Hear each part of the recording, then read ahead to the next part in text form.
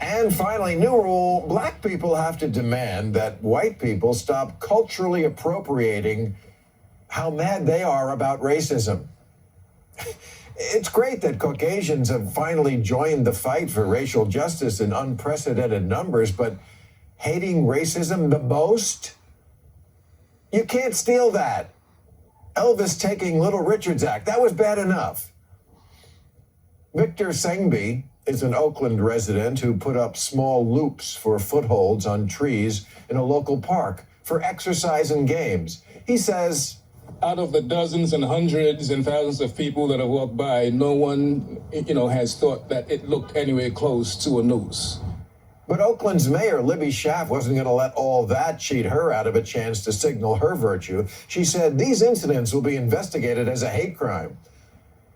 Why is this white woman seeing racism where a black man isn't? The mayor also said intentions don't matter, but they do matter. And white people need to stop trying to cancel other white people whose heart is in the right place, but don't get it exactly right on the first try.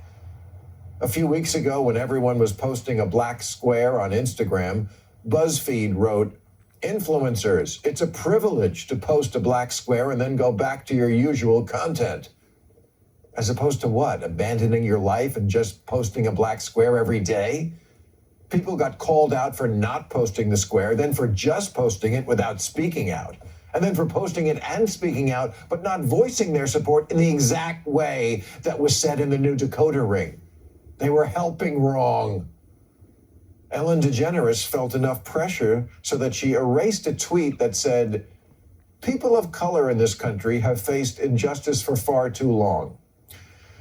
Okay, that may not be exactly Black Lives Matter, but it's also very true and pretty close to what we're trying to get everyone to understand. Liberalism should be about lifting people up, and you don't do that by slapping down people who are trying to say, "I'm on your side." No wonder white people right now are acting like a nervous waiter on their first day. So scared of making a mistake, they put a fork in your iced tea and a straw in your salad. We don't want to chant the wrong chant or hold the wrong sign. Hey, please, it's all we can do to clap on the right beat. You want to be a good ally, but not too good or you're being a white savior.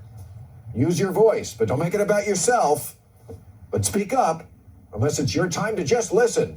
And then silence is violence. Even though sometimes silence just means someone works 2 jobs and has 3 kids. They have baby food on their shirt, not hate in their heart. Some guy just wrote into the New York Post, "I am a senior level leader in an organization and feel compelled to speak up about racial injustice, but I'm afraid to. As a white man, I'm afraid that I will say something that will be misinterpreted and I will do more harm than good for my career too. Staying silent seems wrong, but safer. Am I alone in this?" Unfortunately, no. There was a sports announcer in Sacramento who tweeted, "All lives matter," and immediately got fired, even though he apologized and said he just didn't understand. What he said came from a place of ignorance, not racism. That difference is important. Someone could have just explained to him why there's a deservedly special reason we single out black lives for protection. But now, instead of a possible ally, we create a bitter unemployed person. Willow Smith, yes, Willow Smith said, "I'm seeing people shaming others for what they are choosing to say or shaming people for not saying anything at all. I feel like if we really want change, shaming doesn't lead to learning." She gets it. Surely people twice her age could make the effort. I worry that the kind of tension that the guardians of gotcha are creating is going to make people afraid to mingle at all and thrust us back towards a resegregation of sorts, where instead of just seeing a person and not a color, now we're only seeing color. Maybe this is old school liberalism talking, but I don't think that's the way to go. Let's hang out. And if I fuck up, tell me why, not goodbye. It's a gradual, years-long process, like Trump descending a ramp. But things are better when the races get together, like when rappers sample Steely Dan. All right, that's our show. We're off for a month, back on July 31st.